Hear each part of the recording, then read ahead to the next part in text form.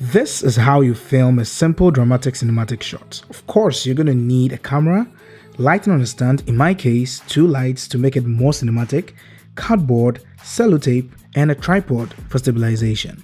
Let's get right into it.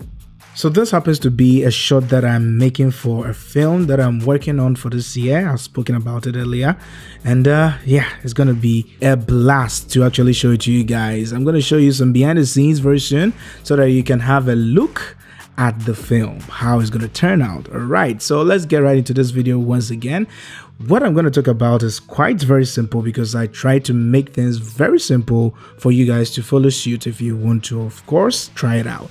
So here, because I needed to make it a little bit more dramatic, of course my background has to be very dark so that the subject will really stand out. Luckily for me, my subject wears something, or is wearing something that's very much standing out. That yellow costume that she's wearing is actually what catches your eye. Very important, because if you're creating cinematic shots, you need to consider separation. And talking about separation, my lighting did so much well. With the help of the cardboard, I was able to get the light to be as direct and as, you know, peculiar to where exactly I wanted it to be. And I wanted it to be right in her face to, of course, catch a little bit of the microphone that she's, you know, acting towards or acting into. So the light actually hits her face up across or against the microphone all the way to her face.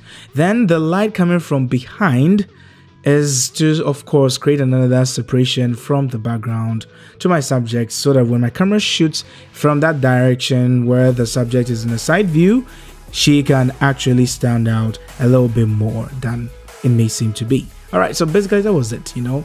It's just my camera on a tripod. The Blackmagic Pocket in my camera 6K Pro right on a tripod, where I have my 24mm rocking on T1.5 lens right in front of it, so that of course I can bring in a lot more light and, you know, reduce my ISO to the barest minimum so that I can avoid a sizable amount of noise that I may get in the shot, because I want it to be very dark so when I color grade it, she can stand out a little bit more. And this is the result of this simple setup. Of course, you see something very important over there which I didn't talk about, because that is what is actually creating a lot more visual appeal over there, and that's just from a, you know, simple container that has powder in it that was puffed out to create that scene. All right, so the light that cast right in front of my subject with that powder, you know, in the atmosphere, creating a little bit more visual appeal so that you can actually see the beam of light right from the left of the camera frame.